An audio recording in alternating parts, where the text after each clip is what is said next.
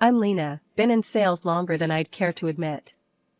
Worked my way up to the big leagues, head of sales at this place everyone's heard of, but nobody really knows what they do.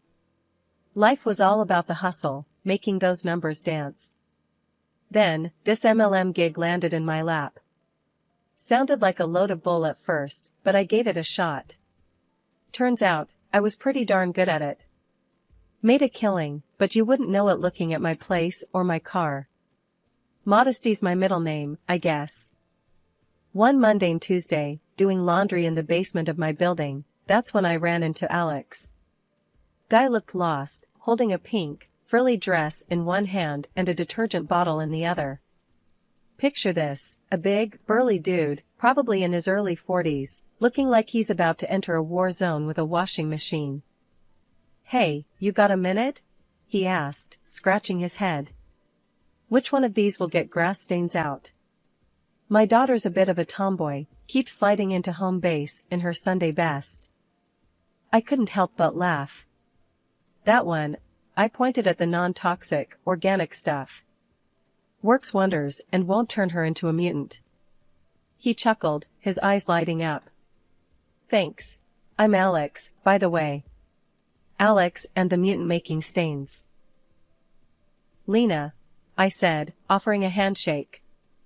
"First time handling the laundry?" I teased. He sighed, a mix of exhaustion and amusement. "Feels like it. My daughter, Mia, she's 8. Full of life and stubborn as a mule. I'm a surgeon, so I can reattach a limb, no sweat. But this?" He waved at the machines like they were alien technology. Might as well be rocket science. Our chat was cut short when his phone buzzed, a reminder of some dad duty, no doubt. But he paused, looking back at me. "Listen, Lena, would you? I mean, could I maybe get your number? For laundry advice. Strictly professional, of course." "Sure," I said, scribbling my number on a piece of paper. "But only if you promise to share your secret on reattaching limbs. Never know when that could come in handy."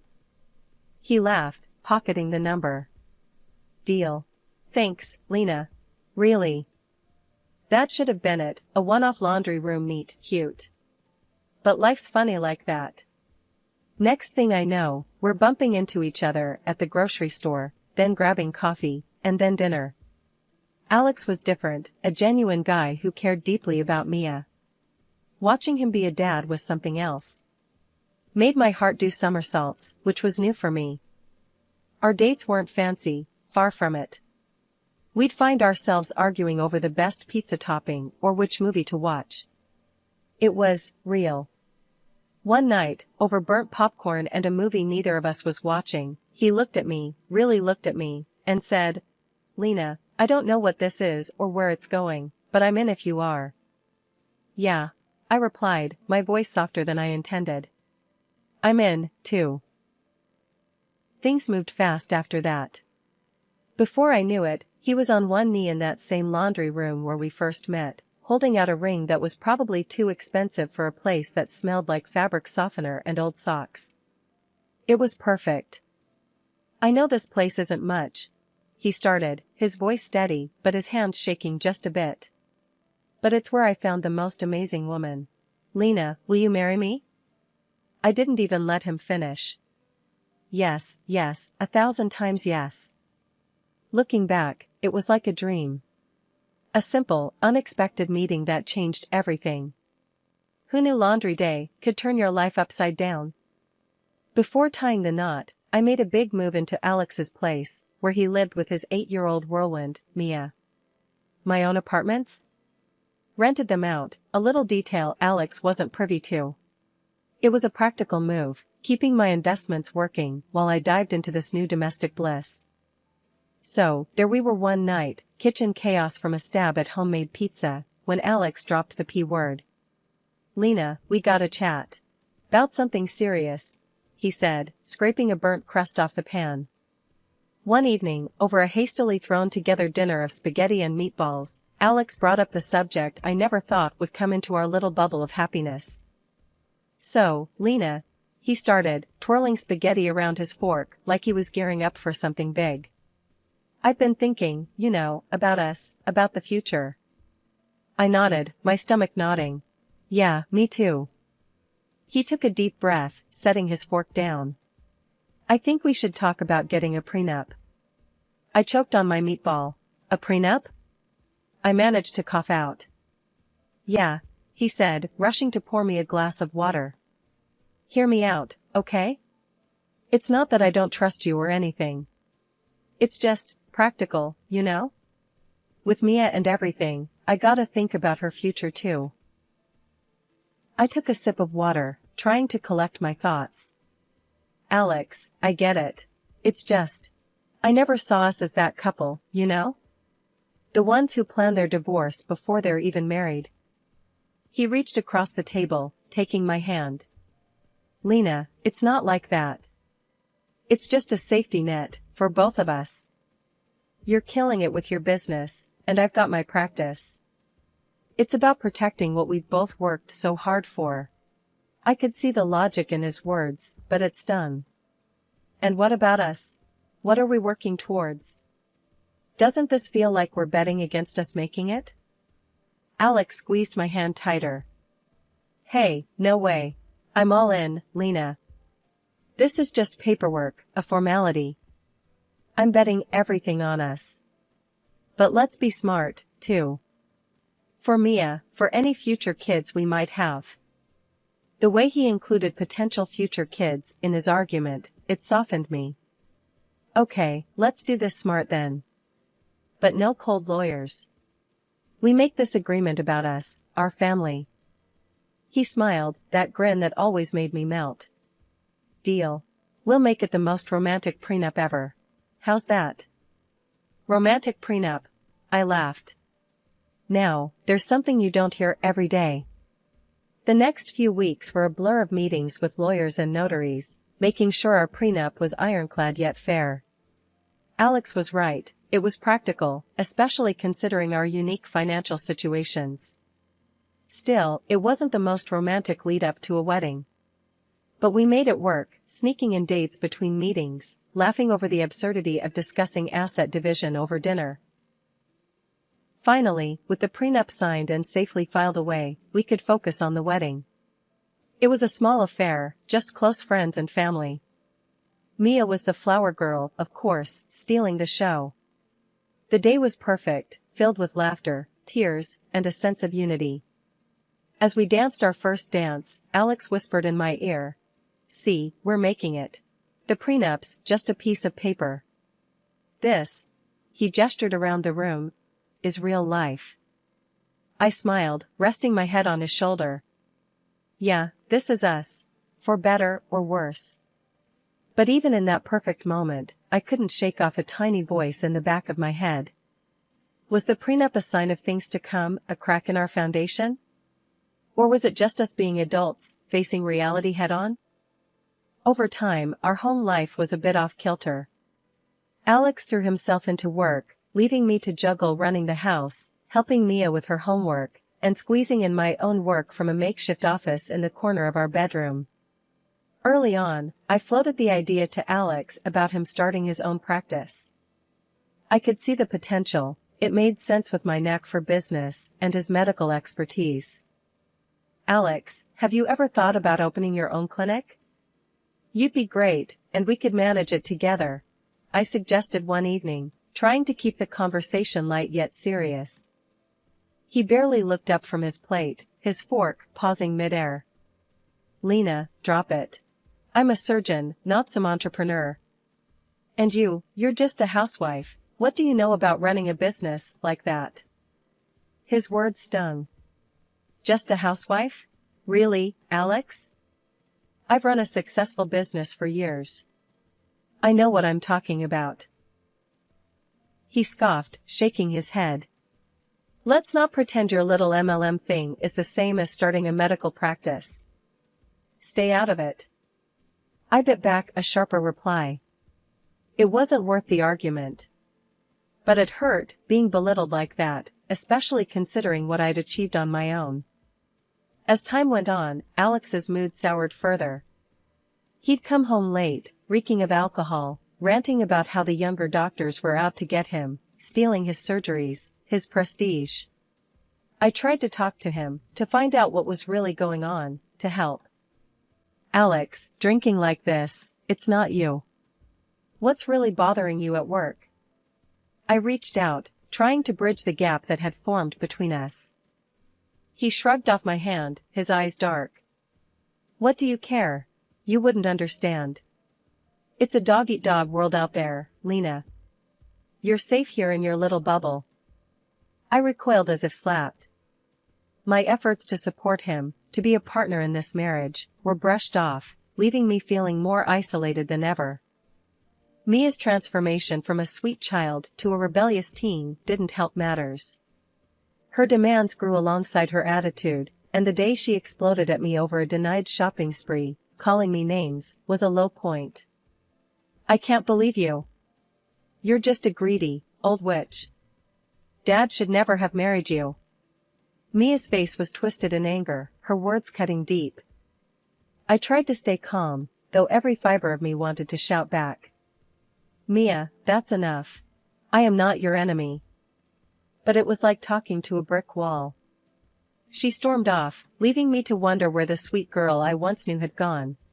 Turning to Alex for support was becoming a joke. She's your daughter, Alex. She's out of control. We need to do something. I pleaded after telling him about the latest episode. He just gave me a cold look. She's right, you know. You're not her mom. Don't pretend to be. Each word from him was a nail in the coffin of our marriage. I was alone in a house full of people, my contributions and feelings dismissed, my presence barely tolerated. Things took a nosedive when Alex stopped pitching in for anything around the house. Not a dime for groceries, bills, nada. There I was, juggling my online work, feeding us, keeping the place from turning into a dump, and making sure all the bills got paid on time. This wasn't the partnership I signed up for. It was like I was running a one-woman charity for the ungrateful. I'd lie awake at night, tallying up expenses in my head, wondering how we got here. This wasn't the dream. The dream wasn't supposed to have me stretched thin, covering every expense, while Alex pretended we were still some happy family. One night, things hit rock bottom. Huddled on the couch with my laptop, I overheard Alex in the next room, his voice low but panicked, talking on the phone. Yeah, messed up the surgery again. Left a damn tampon inside her. But don't worry, I've got it covered. We'll pin it on the assistant. No one's gonna suspect a thing. My stomach turned. This wasn't just about us anymore, it was about his patience, his ethics. I knew I had to confront him. I couldn't just let it slide. So, I confronted him. Alex, we need to talk about what you said on the phone. You can't seriously be thinking of blaming someone else for your mistake. He whirled on me, his face twisted in anger. Mind your own damn business, Lena. This has nothing to do with you. I was taken aback. Nothing to do with me? Alex, this is about right and wrong. You can't just. Shut up. Just shut up. He shouted, cutting me off. You know what? I'm sick of you. You're a terrible lay, you can't cook for shit, and you're a lousy stepmom to Mia. His words were like a slap. I tried to argue, to defend myself, but he wasn't having any of it. You know what, Lena? I want you out. You're nothing but a drain on me. Get out of my house. Now. Before I could even process what was happening, he grabbed me by the shoulders and shoved me out the door, into the cold night, clad only in my pajamas. I was stunned, shivering, and hurt, but I wasn't about to let him get away with this. I banged on the door, my voice steady but firm. Open this door, Alex. Or I swear I'll call the cops. After what felt like an eternity, he begrudgingly opened the door, a scowl plastered on his face. As I stepped back into the warmth of the apartment, Mia appeared. Her words cut deeper than the cold. Dad, why'd you let her back in? Should have left her out there. That stung. More than anything Alex had said. Mia's words hammered home a painful truth. I had poured so much love and effort into this family, only to be treated like an outsider, like I was worthless. In that moment, something inside me clicked. It was clear as day. They didn't deserve my care, my love, my sacrifice. I realized I had been clinging to a fantasy, but the reality was far uglier. Waking up that next morning felt like lifting a ton of bricks off my chest. Alex had already left for work, silent as a ghost. Mia, too, headed out to school without a word my way. Not a bye, not even a glance. Fine.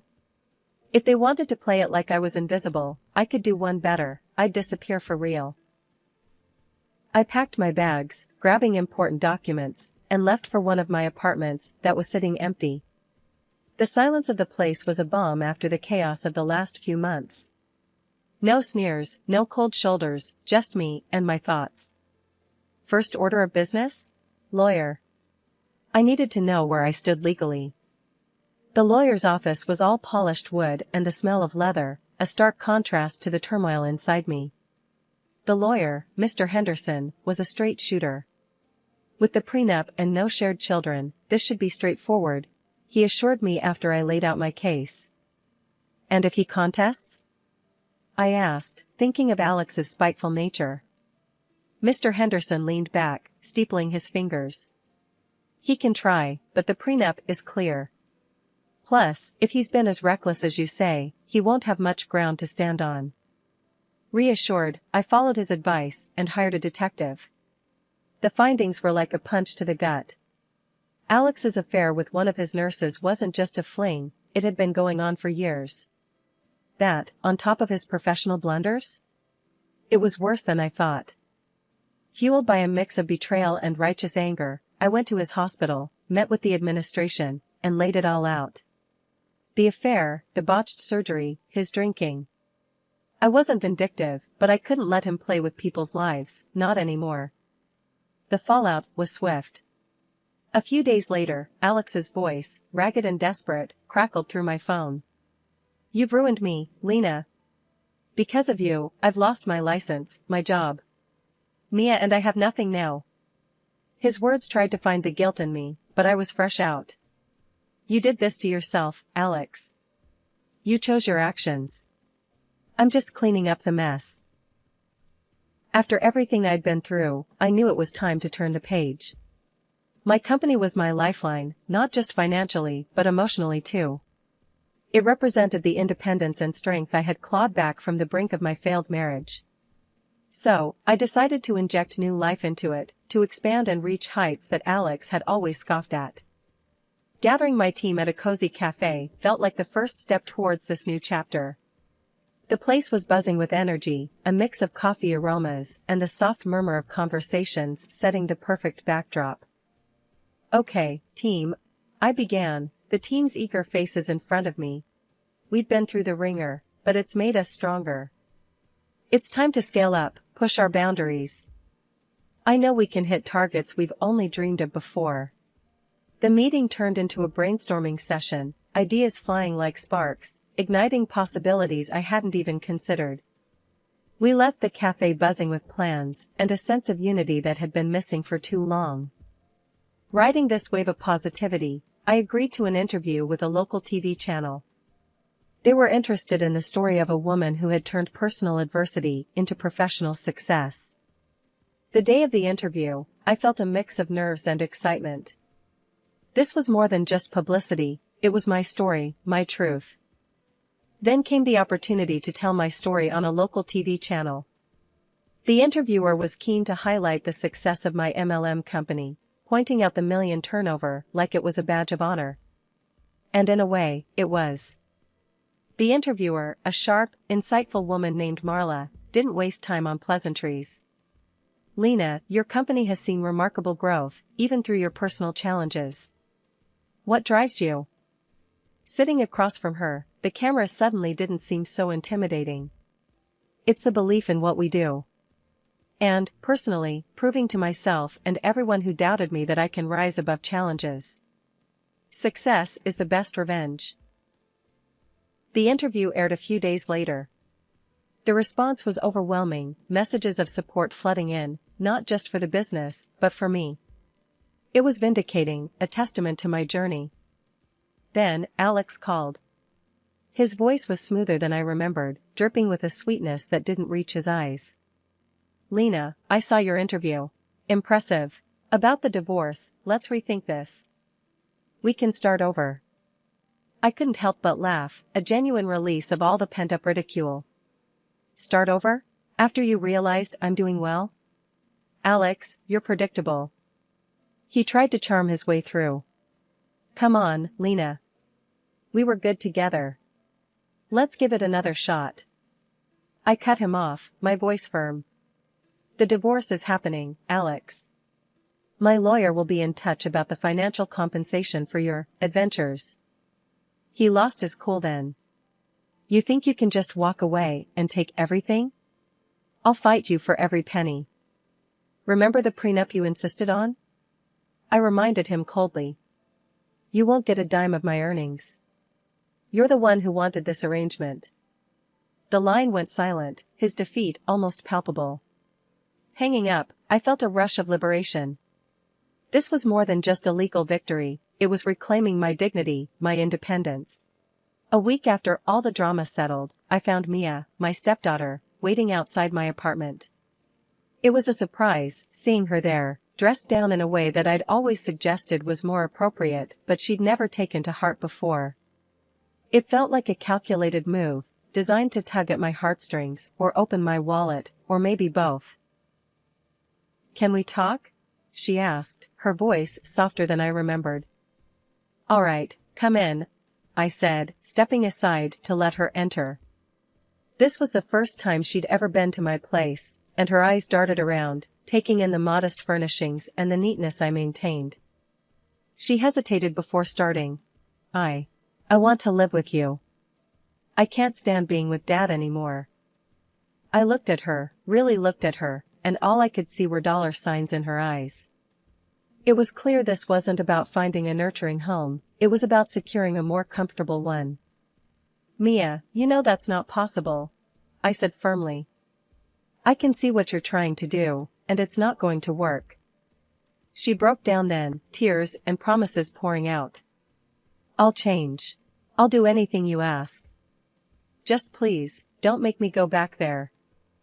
It was hard, watching her crumble like that, but I knew it was all part of her act. Mia, my decision is final. I can't help you. Guiding her to the door, I could feel her desperation, but it didn't sway me.